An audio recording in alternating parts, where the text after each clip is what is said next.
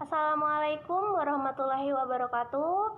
Saya Sekar Ayu Cahyaningrum akan mempresentasikan sebagian hasil diskusi kelompok kami mengenai penerapan POC di KWT Karangasri, Kecamatan Waiseputi pada produksi minyak VCO.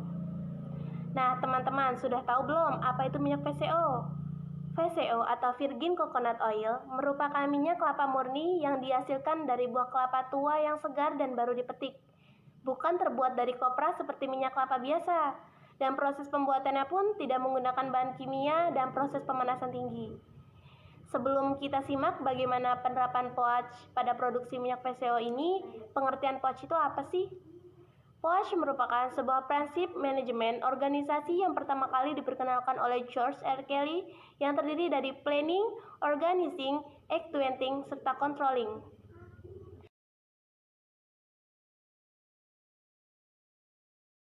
Mengapa POC? Karena POC merupakan fungsi manajemen yang bersifat umum dan meliputi keseluruhan proses manajerial. Banyak para ahli menambah banyak pengertian dari fungsi manajemen. Namun, di antara banyak tambahan tersebut, di dalamnya sudah termasuk keempat fungsi yang diperkenalkan oleh George R. Kelly, yakni perencanaan, pengorganisasian, penggerak, serta pengawas. Jadi itu teman-teman pengertian dari minyak VCO dan POC. Untuk materi selanjutnya akan disampaikan oleh rekan saya. Terima kasih.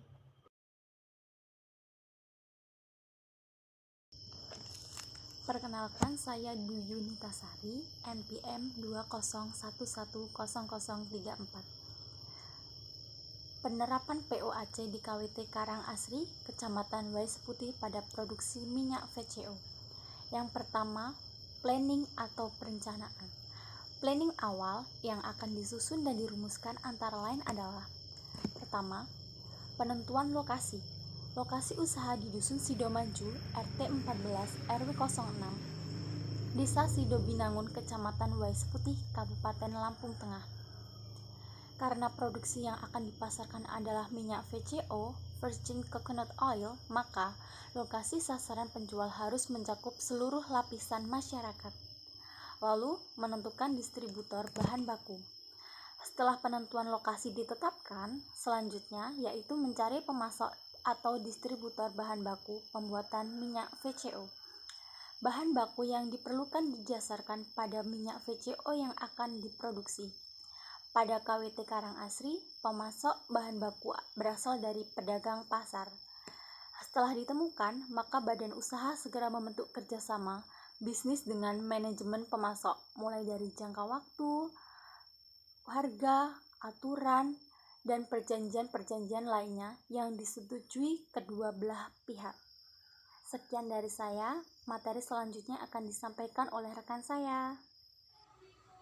Saya Susi Alfia akan melanjutkan materi sebelumnya, yaitu perencanaan produksi.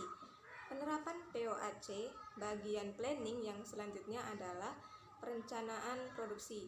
Setelah lokasi usaha dan bahan baku ditentukan, maka proses produksi dapat segera dijalankan. Proses produksi minyak VCO dari KWT Karangasri, Waiseputi memerlukan sumber daya manusia atau tenaga kerja yang sesuai dengan bidang keahliannya masing-masing demi kelancaran proses produksi. Selanjutnya adalah perawatan peralatan. Perawatan peralatan sangat diperlukan untuk menjaga mutu dan kualitas alat agar bertahan lama dan tidak cepat mengalami kerusakan teknis.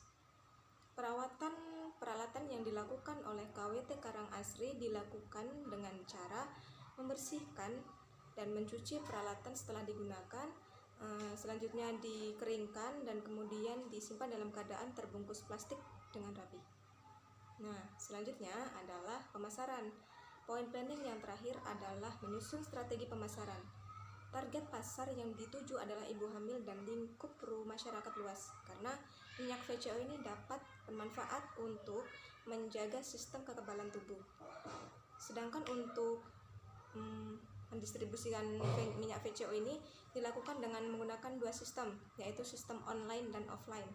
Sistem online dapat dilakukan dengan menggunakan aplikasi Facebook dan WhatsApp, sedangkan untuk sistem offline, konsumen dapat langsung berkunjung ke KWT Karangasri. Sekian, dan selanjutnya akan diteruskan oleh rekan saya. warahmatullahi wabarakatuh. Perkenalkan, nama saya Sini Febrianti, NPM 2021004 dari kelompok 3. Di sini saya akan meneruskan penjelasan dari Saudara Susi, yaitu tentang pengorganisasian atau organizing. Nah, pengorganisasian atau organizing sendiri itu adalah struktur organisasi dalam sebuah badan usaha di mana tiap-tiap struktur penempatan posisi diberikan tugas dan wewenang masing-masing yang bertujuan untuk mencapai visi dan misi usaha. Dalam penyusunan struktur organisasi serta memberikan tugas dari masing-masing tersebut, maka pemilik usaha memutuskan dan menetapkan segala bentuk peraturan, kebijakan tertinggi yang berlaku di badan usaha, bertanggung jawab terhadap segala bentuk kerugian maupun keuntungan yang diraih badan usaha, mengembangkan segala bentuk sumber-sumber pendapatan dan pengeluaran dari kekayaan usaha, mengembangkan segala bentuk sumber-sumber pendapatan dan pengeluaran dari kekayaan usaha sebagai perwakilan tertinggi dan dalam menjalin hubungan dengan dunia di luar usaha, menetapkan segala strategi demi mewujudkan visi dan misi badan usaha. Sekian penjelasan dari saya. Wassalamualaikum warahmatullahi wabarakatuh. Perkenalkan, nama saya Mialisa Manzilatulaili, NPM 202100110. Saya akan menyampaikan materi kelanjutan dari bagian kedua, yaitu pengorganisasian. Nah, di bagian pengorganisasian ini ada bagian bendahara. Tugasnya apa aja sih bendahara itu?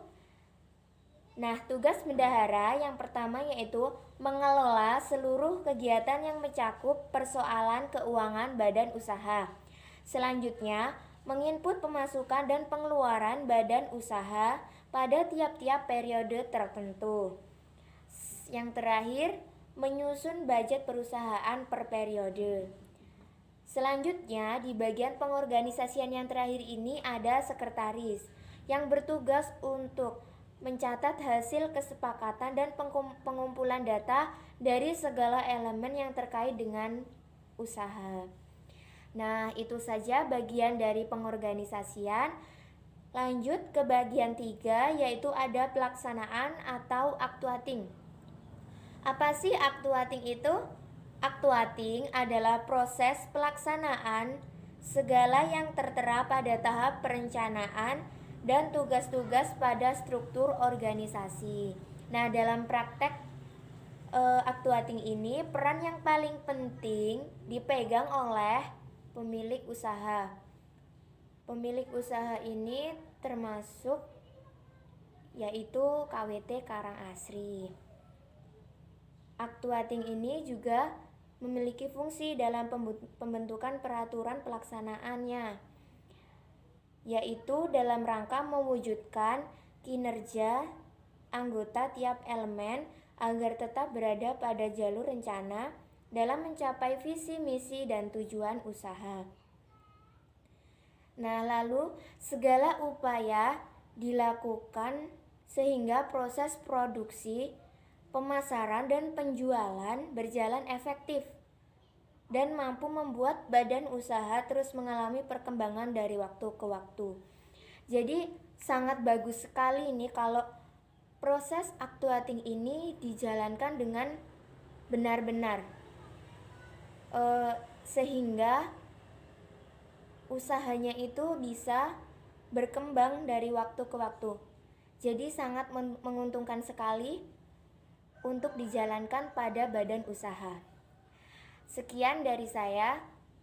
Materi selanjutnya akan disampaikan oleh rekan saya. Terima kasih. Assalamualaikum warahmatullahi wabarakatuh. Perkenalkan, nama saya Aldi Wijaya dengan NPM 2011-0044. 4. Pengendalian atau controlling. Penerapan POAC pada KWT Karang Asri yang terakhir yaitu controlling. Pengertian controlling adalah serangkaian kegiatan yang dilakukan ketua KWT dalam mengendalikan segala kegiatan yang berlangsung. Setiap kegiatan yang dilakukan tidak sepenuhnya dikontrol oleh ketua, namun tetap kembali kepada para pekerja itu sendiri sebagai sumber daya manusia yang mengoperasikannya. Karena ini hanyalah badan usaha kecil, tentu akan berbeda jauh dengan perusahaan-perusahaan ekstraktif atau badan usaha berskala besar yang pastinya terdapat struktur organisasi yang banyak.